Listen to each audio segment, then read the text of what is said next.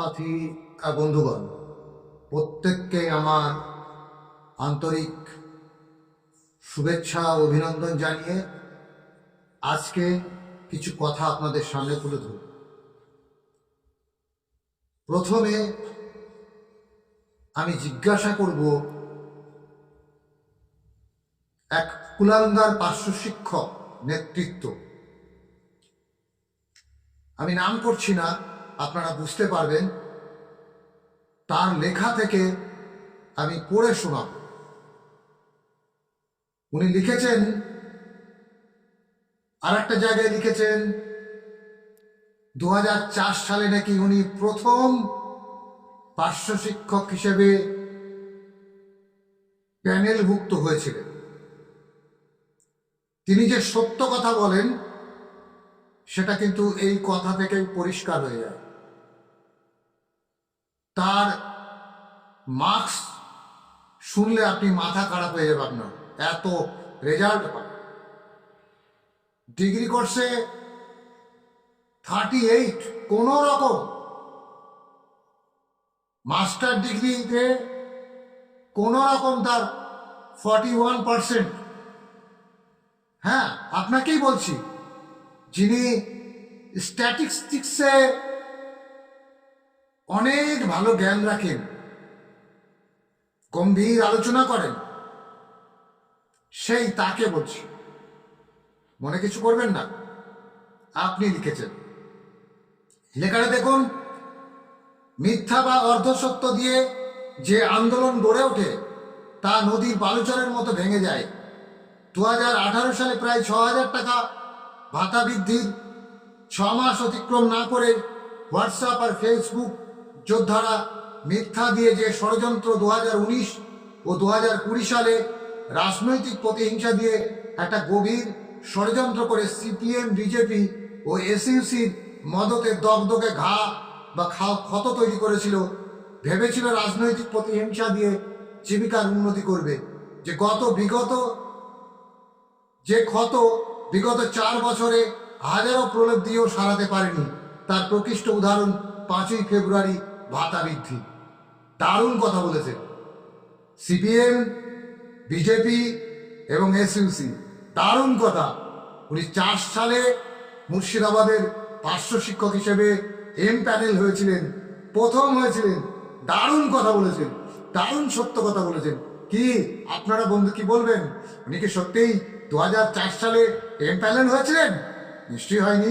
তাই উনি প্রথম কথা বলেছেন মিথ্যা কথা, অর্থাৎ যিনি মিথ্যার বেশাতি পড়ে ঘোরাফেরা করেন, তিনি আর যাই হোক তার মুখ থেকে সত্য কথা আর যাই হোক বেরোবে না, এটা পরিষ্কার কথা।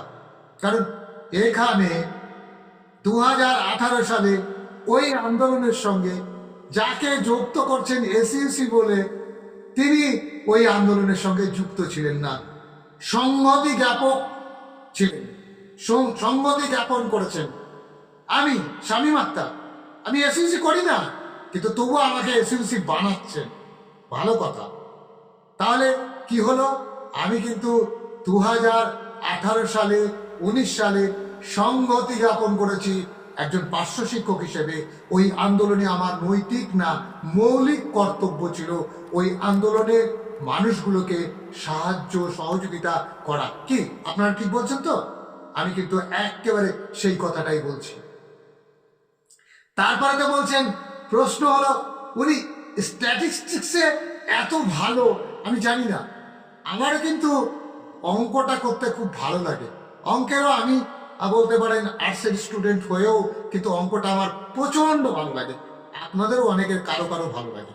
কিন্তু এটা জানতাম না তিনি স্ট্যাটিস্টিক্সেও ভালো হবেন, অর্থাৎ ভালো কম্পেয়ার অ্যান্ড কন্ট্রাস্ট করতে পারেন, যে পার্শ্ব শিক্ষকদের বেতন এবং দৈনিক লেবারদের বেতন, এ দুটোই কিন্তু অনেক বেশি কন্ট্রাস্ট, অনেক বেশি কম্পেয়ার করতে পেরেছেন উনি। নিশ্চয়ই তার বিজ্ঞতাকে স্যালুট করতে যায়। হ্যাটস অফ মিস্টার মির্জাফর গাদ্দার, আপনাকে হ্যাটস অফ, স্যালুট জানাচ্ছি। আপনি মনে রাখবেন, আপনি যে কথাগুলো বলেছেন না, সেই কথাগুলো এই বাংলায় চলে না, এই বাংলা না, এই পৃথিবীতেই চলে না। মিস্টার গাদ্দার, আপনি জেনে রাখুন আপনি যে হিসাবটা করেছেন, কত পার্সেন্ট আপনি যে কৃষকের কাজ করছেন, কত পার্সেন্ট কৃষি মজুরির দাম বেড়েছে, কত পার্সেন্ট কৃষকের শস্যের দাম বেড়েছে, কত পার্সেন্ট আলুর দাম বেড়েছে, কত পার্সেন্ট চালের দাম বেড়েছে। একটু আপনি হিসাব করে দেখুন, ভালো করে দেখুন, কৃষক কত পায়, লাভালাভ কত পায়, লভ্যাংশ কত পায়, পায় কি আদৌ? পায় না। তাহলে আপনি সে কথা তো বলেননি। কিন্তু কৃষকের মজুরি বেড়েছে, অর্থাৎ যারা মধ্যস্বত্বভোগী, মিডিল ক্লাস, তারা কিন্তু তাদের জীবন কিন্তু ওষ্ঠাগত। যারা চাষবাসে নিজে করেন না, অন্যকে দিয়ে লেবার দিয়ে করান, তাদের কিন্তু ওষ্ঠাগত। তারা কিন্তু এই জীবন জীবিকার আধারে তারা কিন্তু এখন একদম তলানিতে চলে গেছে। কি বললাম, ঠিক বললাম তো? আপনি তো পাট চাষ করেন, আপনি মাঝে মাঝে আপনার ভিডিওটা দেখতে পাওয়া যায়, মাঝে মাঝে আপনার মাথায় কি সব থাকে।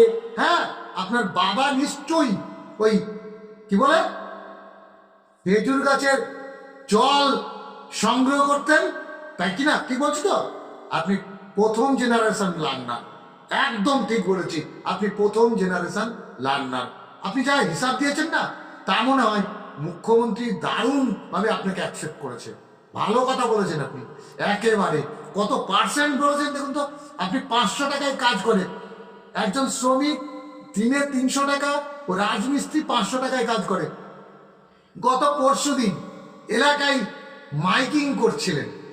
কি মাইকিং জানেন আপনি? মাইকিং করতে এসেছিলেন যে একজন লেবার আর একজন মিস্ত্রি, রাজমিস্ত্রি, এই দুজনে মানে জোগাড়, এক কথায় জোগাড় আর রাজমিস্ত্রি এখন দরমা দিতে হবে কত জানেন? 1000 টাকা। আপনি জানেন? আমার মনে হয় আপনি জানেন না, কারণ আপনি তো মাঝে মাঝে দেখি আপনাকে অনেক কাজ করেন, কৃষি খামারে কাজ করেন, ভালো কথা। তারপরে তো বলেছেন দৈনিক 30 দিন কাজ পায় না, কিন্তু 30 দিন কাজ পায় না, এটা ঠিক, বাস্তব সত্য কথা। তার এই কাজের সঙ্গে নিশ্চয়ই আমাদের কাজের কোনো তুলনা হয় না। আপনি বলুন, একজন মাস্টারমশাই কত বেতন পায়? যে মাস্টারমশাইটি আপনার সঙ্গে একই চেয়ার শেয়ার করে বসেন, একই চেয়ারে বসেন, এদিকে আর ওদিকে, আপনার মাস্টারমশাই যিনি আপনি ওই আপনার কি বলেন নিশীথ বরণী হাই স্কুলে আপনি যেখানে নাকি চাকরি করেন, যেখানে নাকি আপনি 2004 সালে জয়েন করেছিলেন, দারুণ কথা বলেছেন, দারুণ মিথ্যা কথা বলেছেন। না, বলবো না, আপনি ভদ্রলোক মানুষ তো, অসত্য বলেছেন। আপনাকে মিথ্যা আমি বলতে পারি না, এটা আপনি আবার মানহানির মামলা করলেও করতে পারেন। তাই আপনাকে বলছি, আপনি জেনে রাখবেন যে স্ট্যাটিস্টিক্সটা দিয়েছেন, যে ক্যালকুলেশনটা করেছেন, সেই ক্যালকুলেশনটা মমতা ব্যানার্জির বেতনের সঙ্গে মিল থাকে কিনা দেখি। কত পার্সেন্ট দেখিয়েছেন? আপনি দেখিয়েছেন যে 600 মানে 200 টাকা প্রতিদিন, 30% দেখিয়েছে। দিনে 20 দিনে 20 ইন্টু 300 মানে 6000 টাকা ইন্টু 30, তার মানে 200 টাকা প্রতিদিন আপনি দেখিয়েছেন। ভালো কথা। তাহলে মাধ্যমিকে আর থাকলাম আমরা 500 শিক্ষক শিক্ষিকারা, বর্তমানে একজন প্রাথমিক 500 শিক্ষক শিক্ষিকা সরকারকে মাসে দিতে হবে এই ফেব্রুয়ারি বা বৃদ্ধির পর 11,941 টাকা, আর 1433 টাকা ইপিএফ। আমি ধরে নিলাম আপনার সব কথা সত্য, 1000 টাকা বর্ধিত, তাহলে 14,374 টাকা।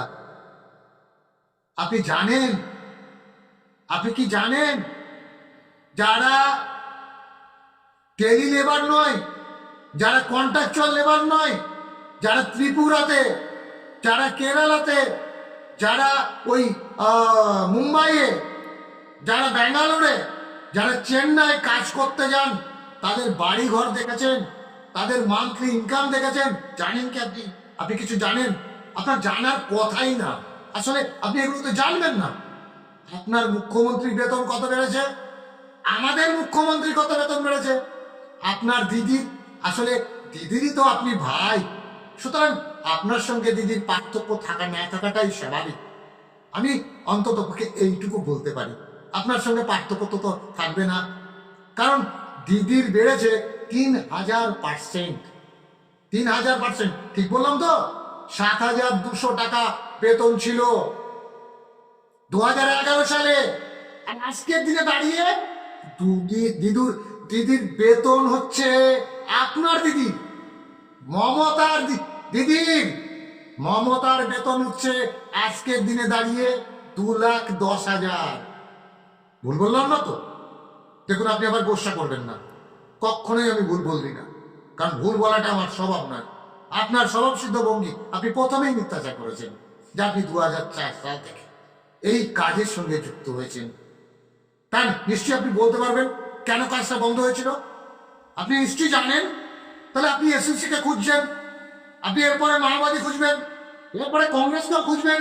আপনি জানেন না আপনি যে চোর, সেটা কিন্তু পরিষ্কার বোঝা যায়। আপনার প্রোফাইল ধরুন, আপনার প্রোফাইল দুটো, আমারও প্রোফাইল দুটো, কিন্তু দুটোতেই একই কথা লেখা আছে, শামীম আক্তার লেখা আছে, এবং রাজ্য পার্শ্ব শিক্ষক সমন্বয় সমিতির সাধারণ সম্পাদক লেখা আছে। আপনি কবে সাধারণ সম্পাদক হয়েছিলেন বলুন তো, বলতে পারবেন? আপনাকে কিন্তু কোনোদিন বাংলার পার্শ্ব শিক্ষকরা ওই পার্শ্ব শিক্ষকদের রাজ্য পার্শ্ব শিক্ষক সমন্বয় সমিতির সাধারণ সম্পাদক হিসেবে দেখেনি। তাহলে আপনি মিথ্যা কথা বলেছেন। এই মিথ্যা কথা বলাটা আপনার পেশা, আপনার নেশা, আপনার ভদ্রতা। আর এই ভদ্রতা দিয়েই আপনি বলেছেন যে আমরা নাকি 172 দিনে, তা চাকরি যখন করে তখন 52 দিনের ছুটি, রবিবার বেতন দেয় না।